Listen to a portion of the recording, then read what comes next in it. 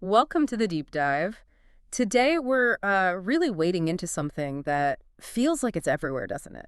It's sparking excitement, maybe some anxiety too. Definitely. We're talking about AI and how it's shaking up the world of work. I mean, you see the headlines, right?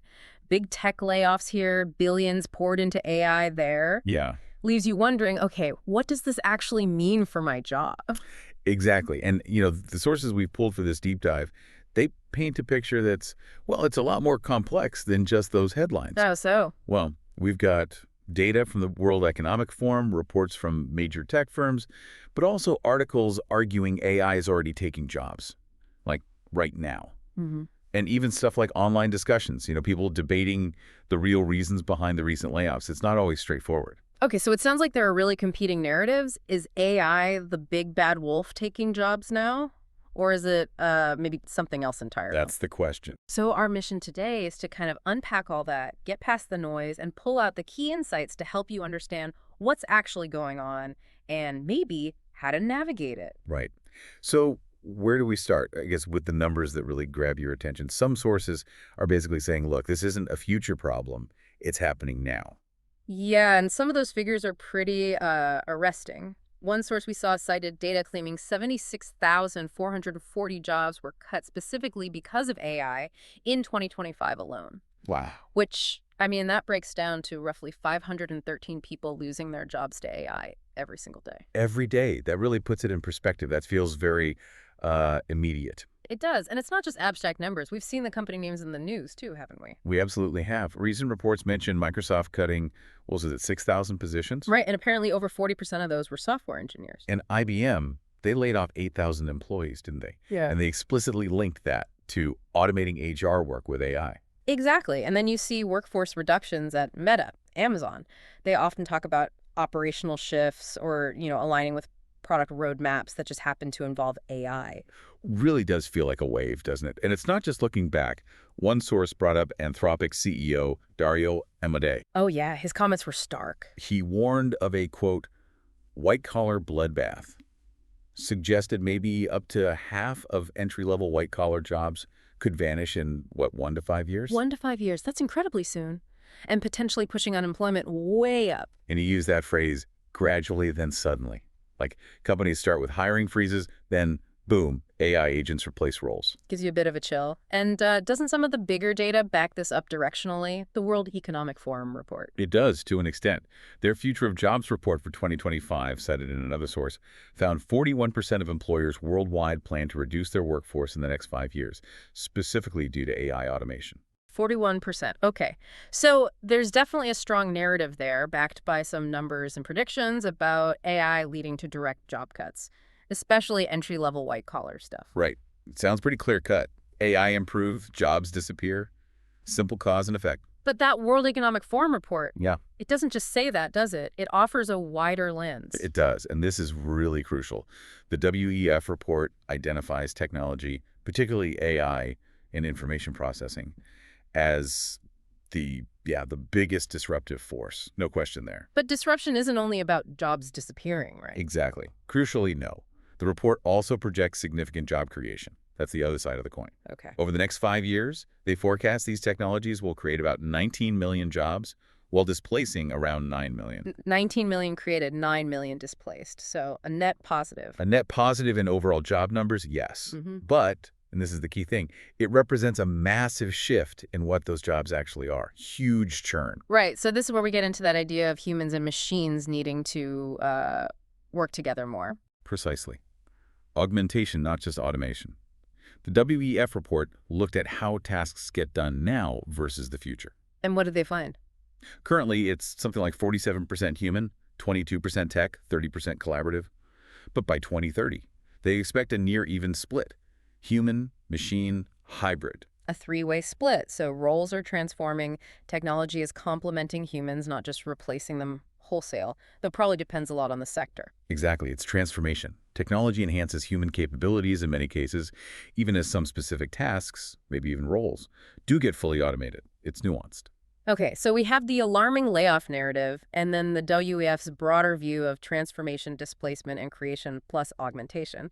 But let's pivot again. What about those other perspectives, like the online discussions? Is AI really the only reason or the main reason for all these layoffs we're seeing right now? Yeah, this is where it gets really interesting because you see some strong counter-arguments. Yeah. Sources like that Reddit discussion, for instance, they suggest AI is maybe being used as a convenient Like explanation. a scapegoat, almost. That's the word some used, yeah. A scapegoat. Why? Why would companies do that? Well, the argument goes that maybe the primary drivers are things like, general economic uncertainty, high interest rates, maybe correcting for hiring too many people during the pandemic tech boom. Ah, the overhiring correction. Right, or even shifts towards offshoring work. Those reasons don't sound as good to investors as saying, we're strategically automating with AI. So blaming AI makes downsizing sound more like a forward-thinking strategy. Exactly. It frames it as innovation, efficiency, not, oops, we hired too many, or we're worried about the economy. Okay, that makes a certain kind of sense. And there's another angle too, right, about the cost of AI. Yes. The idea that companies are spending absolutely massive amounts on just the infrastructure for AI.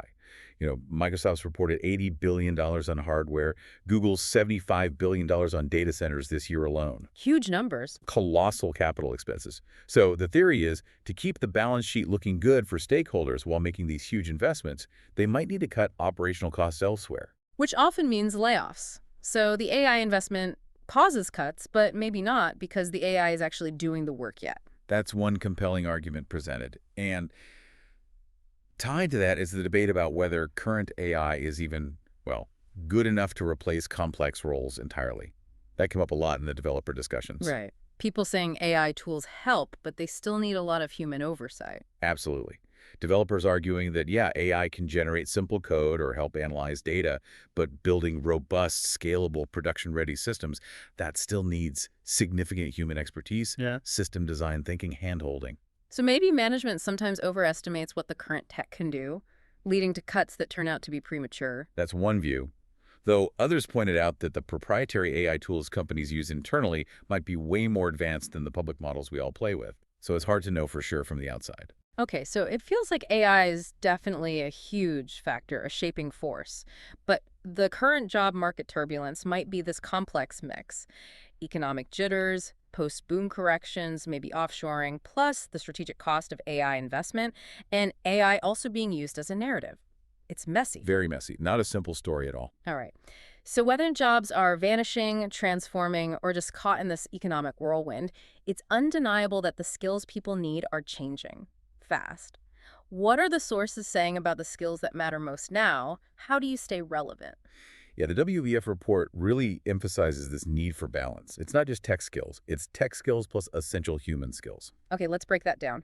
What are the key technical skills they highlight? Well, unsurprisingly, AI and big data skills are right at the top, growing fast in importance. Then you've got things like networking, cybersecurity, just general technological literacy, knowing how to use the tools. Makes sense. And critical thinking skills, too. Yes, analytical thinking, systems thinking, being able to handle complex data-heavy challenges, those are crucial technical adjacent skills. And on the human side, the soft skills. They're becoming incredibly prominent, maybe even more important in some ways. The report stresses creative thinking, resilience, flexibility, agility. Things machines aren't great at. Exactly.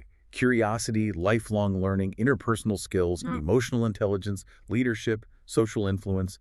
These are areas where, as one source put it, AI currently falls short. So it's really a combo deal. You need to know how to leverage the tech, and you need to amplify your uniquely human strengths. Precisely. One source said it bluntly. AI won't take your job if you're the one best at using it.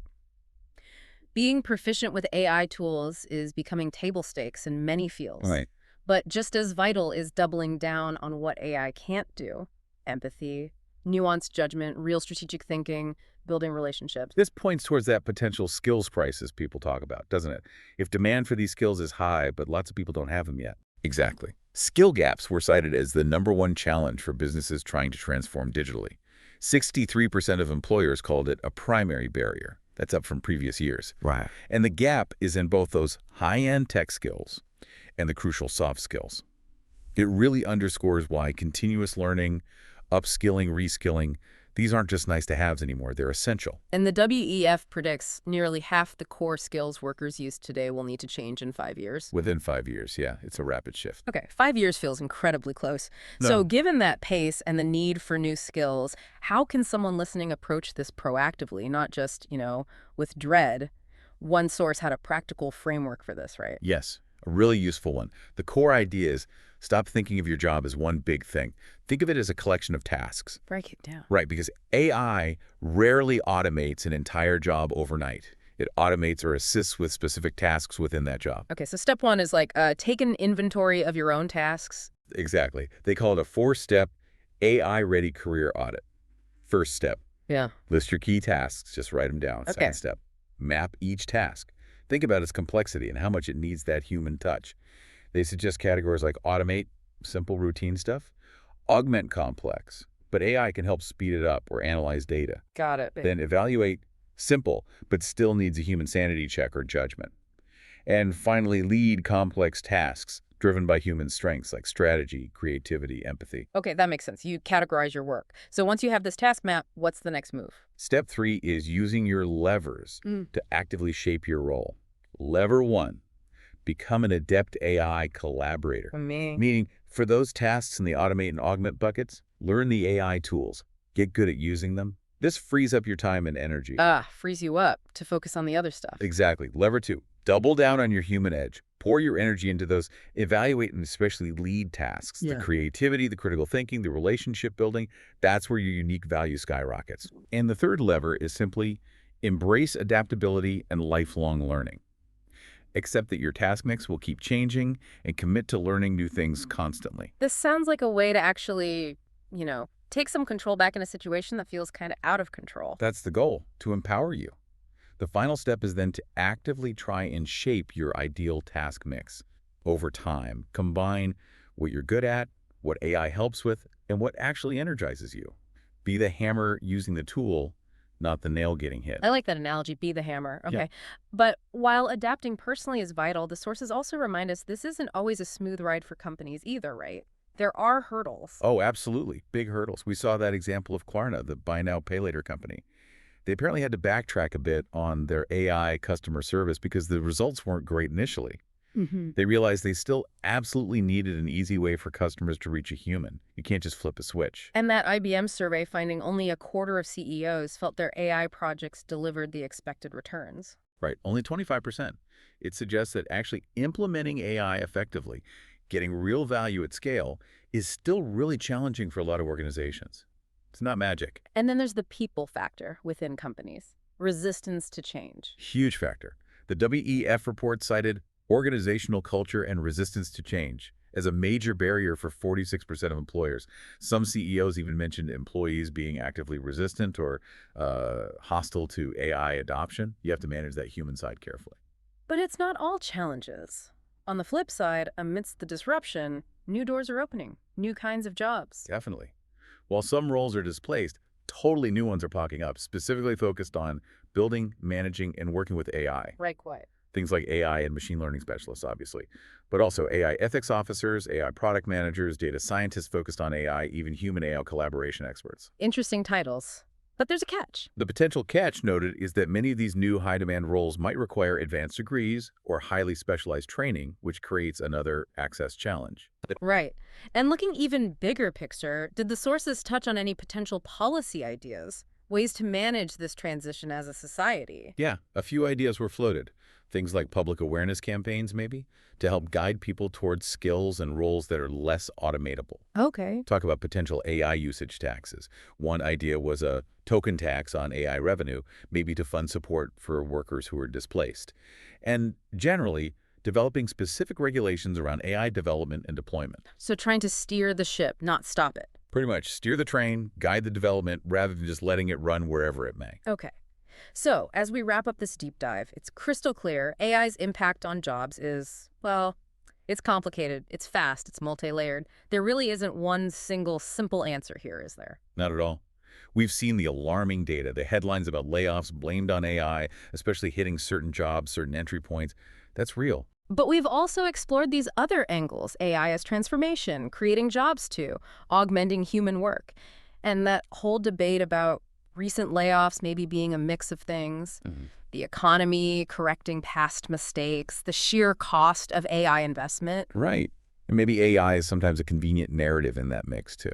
So, the undeniable takeaway for you listening right now seems to be this really urgent need to adapt, personally adapt. Absolutely. It's about, first, getting smart about what AI can actually do and what it can't, at least right now, Yeah. doing that personal audit of your tasks, Hmm. then mastering the tools for the parts AI can help with, boosting your own efficiency, and maybe most importantly, doubling down on those uniquely human skills. AI struggles with creativity, empathy, complex judgment, dealing with ambiguity. That continuous learning piece feels absolutely critical. The sources all hammered that home. It's not just a nice phrase anymore. It's basically essential for navigating what's coming. Whether it's learning prompt engineering or taking a data course or just actively working on your strategic thinking, Mm-hmm. the consensus is work with AI. Don't fight it.